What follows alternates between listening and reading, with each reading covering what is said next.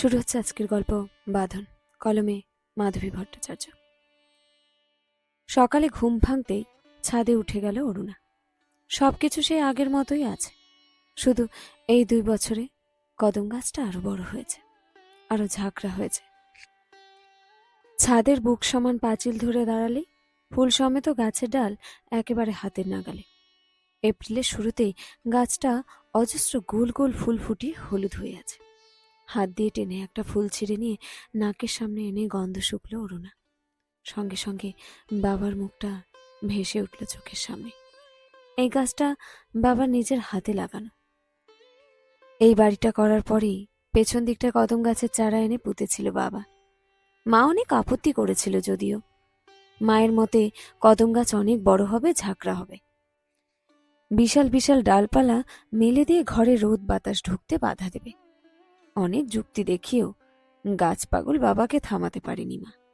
বাবা একটু হেসে বলেছিল, আহা, লাগিয়ে নিয়েছি যখন এখন আর উপড়ে ফেলি কি করে, থাকতে দাও না বেচারাকে। তারপরেও মা ছাড়েনি, অনেক ঝগড়া চেঁচামেচি করেছিল, কিন্তু লাভ হয়নি কিছু। শেষ পর্যন্ত বাবারই জয় হয়েছিল। রয়ে গেছিল কদম গাছটা। তারই কৃতজ্ঞতা স্বরূপ হয়তো বছর বছর ফুল ফুটিয়ে সবাইকে খুশি রাখতে চাইতো গাছটা। ফুলে ফুলে গাছটা যখন ভরে থাকতো, মাও মাঝে মাঝে ছাদে উঠলে বলে ফেলতো, বাহ, কি সুন্দর লাগছে দেখতে গো। বাবা খুশি হয়ে উঠত মায়ের মুখে এরকম কথা শুনলে। এক মুখ হাসিতে বলতো, দেখলে, তুমি তো রাখতেই চাইছিলে না, এবারে খুশি তো ফুল দেখে। খুশি তো ফুল দেখে, যত ঢং, ভেঙচে উঠত মা। অরুণা আর বরুণা 2 বোনে হেসে ফেলতো ফিক ফিক করে। ছোটবেলা থেকেই মা বাবার ঝগড়া দেখে দেখে অভ্যস্ত হয়ে পড়েছিল 2 বোন। আসলে ঝগড়া ঠিক নয়, একতরফা চেঁচামেচি বলা যায়। মা একাই চেঁচামেচি করত, বাবা তো সবসময় চুপ করেই থাকতো কাচুমাচু মুখে। একা একাই চেঁচিয়ে চেঁচিয়ে একসময় চুপ করে যেত মা, হয়তো ক্লান্ত হয়েই। অথচ আশ্চর্য, এত কিছুর পরেও বাবারই জয় হতো সব যুদ্ধে। বাবার কথাই মানতে বাধ্য হতো মা। একটা কথাও না বলে কি করে যে জিতে যেত বাবা, ভগবানই জানেন। রিটায়ারমেন্টের পর বাবার গাছপালার শখটা বেড়ে গিয়েছিল ভীষণ। বাজার করতে গেলে মাছ সবজির সাথে হাসি মুখে 1-2 করে গাছ সহ টব এনেও হাজির করত। দেখলেই তেলে বেগুনে জ্বলে উঠত মা। আর কত গাছ আনবে শুনি, বাড়িটাকে জঙ্গল বানিয়ে ফেলেছ একেবারে। যখন যে গাছ পারছো নিয়ে এসে ভিড় জমাচ্ছ, একদিন দেখবে সব গাছ আমি উপড়ে ফেলবো। আহা, এভাবে বলছো কেন, ওরা তো তোমার ক্ষতি করেনি কোনো, মিনমিন করে বলতো বাবা। তোমাকে তো কিছু বলাই ভুল, কখনো আমার একটা কথাও শুনেছ? বাবা জবাব দিত না কোনো, চুপ করে থাকতো। চেঁচামেচি করে একসময় সরে যেত মা। অরুণার মায়া হতো বাবার জন্য, মায়ের জন্য বাবাকে বোঝানোর চেষ্টা করতো সে। এত গাছ কি না আনলেই নয় বাবা, আছে তো কত, সেগুলো নিয়ে খুশি থাকো। মা যখন এত রাগ করছে, কি করব বলতো মা, গাছ দেখলে এত লোভ হয়, কিছুতে সামলাতে পারি না নিজেকে, কাচুমাচু মুখে বলতো বাবা। এরপর এমন অবস্থা হলো, গাছগুলোর জন্য বাবা বাড়ি ছেড়ে কোথাও যেতে চাইতো না। একরকম ঘরবন্দি হয়ে থাকতো। কোথাও বেড়াতে যাওয়া তো দূর, দিদির বাড়িতেও যেত না। ততদিনে দিদির বিয়ে হয়ে গেছিল ভুবনেশ্বরে। দিদি রাগ করত, অভিমান করত, কিন্তু বাবার সেই এক কথা, আমি গেলে গাছগুলোর কি হবে, ওদের অযত্ন হবে না, তাই বলে তুমি নিজের মেয়ের কাছেও যাবে না? গেলাম তো সেবার, এখন আমাকে ছেড়ে দে, মা আর বোন যাবে তো। তেড়ে এসেছিল মা, তোমাকে এই বাড়িতে একা ছেড়ে যাব আমি? ফিরে এসে শেষে দেখতে হবে আমার রান্নাঘরেও ছোটখাটো একটা জঙ্গল বানিয়ে ফেলেছ। ভালোই ভালো চলো আমাদের সাথে। গাছগুলো যত্ন না পেয়ে মরে যাবে যে, মরে যাক, এমনিতেই ওগুলোকে উপড়ে ফেলে দেবো আমি, যত সব জঞ্জাল।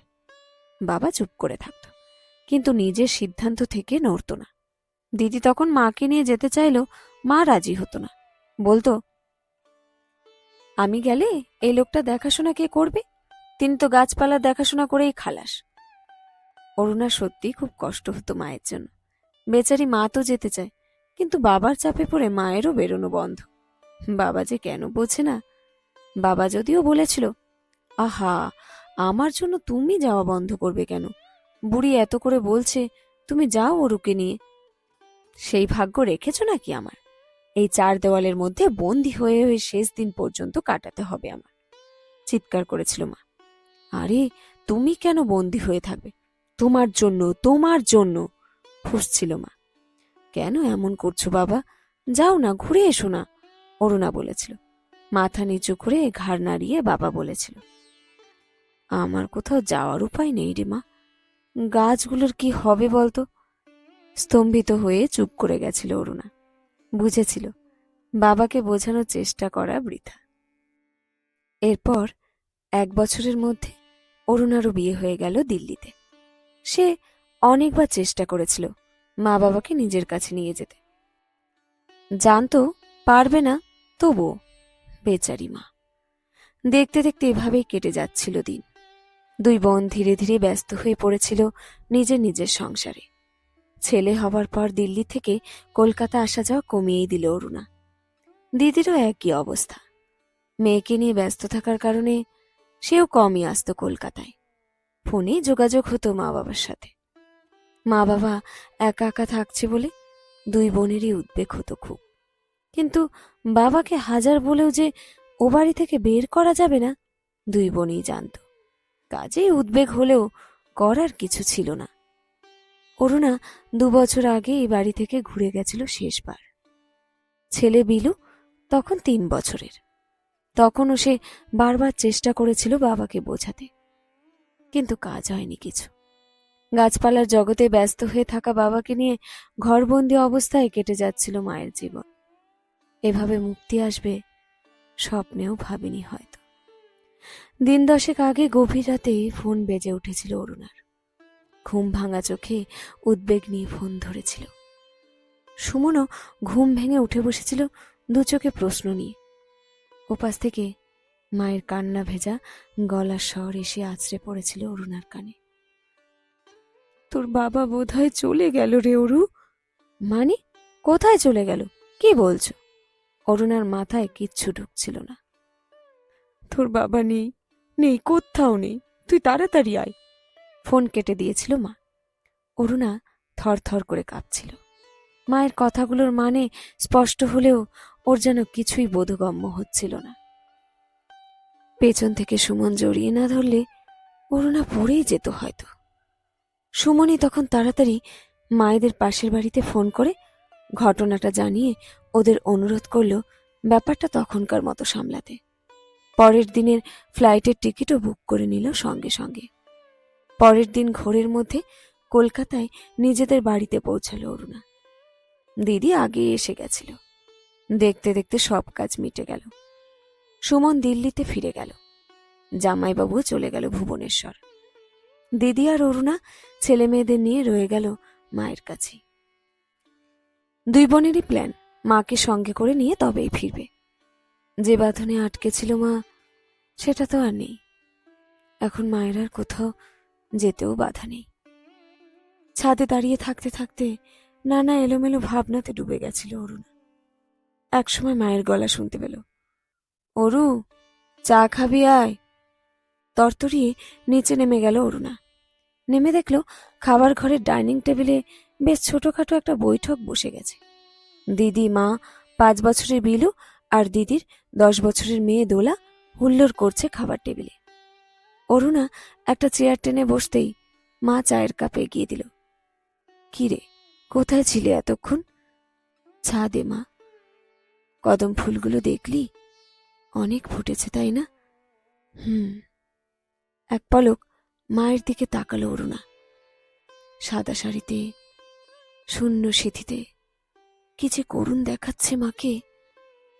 জানিস, তোদের বাবা খুব খুশি হয়ে ফুলগুলো দেখিয়েছিল আমায়।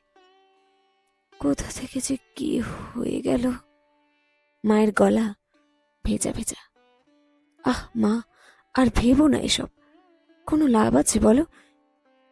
এর চেয়ে ভাবো তুমি কোন মেয়ের বাড়িতে আগে যাবে। নিশ্চয়ই আমার বাড়িতে আগে যাবে, আমি তো বড় মেয়ে। কি মা, তাই না? বরুণা বলল, না না, কিছুতেই না। মা তো তোর বাড়িতে আগেও গেছে, আমার বাড়িতে কখনো যায়নি, তাই মা আগে আমার সঙ্গেই যাবে, চেঁচালো অরুণা। দুই মায়ের ছেলে মানুষের ঝগড়ায় অবাক হয়ে বিলু আর দোলা হা করে আছে। অরুণা এবার মাকেই চেপে ধরল। মা, তুমি বলো, কোন মেয়ের বাড়িতে আগে যেতে চাও? হ্যাঁ মা, তুমিই বলো, বরুণাও বলল। মা কিছুক্ষণ চুপ করে রইল, তারপর অবিকল বাবার মতো করে একটু মাথা নেড়ে বলল, আমার তো কোথাও যাওয়ার উপায় নেই রে, আমি গেলে গাছগুলোর কি হবে বলতো? মা! দুই বোনই একসাথে আর্তনাদ করে উঠল। আমি চলে গেলে গাছগুলো যে মরে যাবে, বুঝতে পারছিস না? অরুণার গা শিরশির করছিল। মা যে অবিকল বাবার মতো কথা বলছে। কিন্তু মা, তুমি তো বরাবর বাবার সঙ্গে ঝগড়া করতে গাছগুলো নিয়ে। বাবার পাগলামিতে ঘরে আটকে থাকতে হচ্ছে বলে কষ্ট পেতে, এখন ছাড়া পেয়েও কেন আটকে থাকতে চাইছো মা? বরুণা আর্তস্বরে বলল, যতদিন গাছগুলো আছে ততদিন আমি ছাড়া পাই কি করে বলতো? লোকটা কষ্ট পাবে যে গাছগুলোর কিছু হলে। দুই বোন স্তব্ধ হয়ে বসে রইল। বুঝতে পারছিল আর কথা বলে লাভ নেই, মা সিদ্ধান্ত থেকে নড়বে না।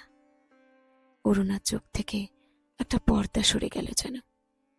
এখনো বুঝতে পারছে কেন একটা কথাও না বলে সব যুদ্ধে জিতে যেত বাবা, কেন মা বাধ্য হতো বাবার কথা মেনে নিতে। মায়ের বন্দি জীবনের জন্য বাবা কখনো দায়ী ছিল না, দায়ী ছিল মা নিজে, আর দায়ী ছিল বাবার প্রতি মায়ের প্রচন্ড ভালোবাসা। নিবিড় ভালোবাসার বন্ধনে বাবাকে জড়িয়ে রেখেছিল মা। বাবা চলে গিয়ে সেই বাঁধন আরো দৃঢ় হয়েছে। মায়ের আর মুক্তি নেই এই বাঁধন থেকে, মুক্তি মা চায়নি কখনো। শেষ হলো আজকের গল্প বাঁধন। কলমে মাধবী ভট্টাচার্য।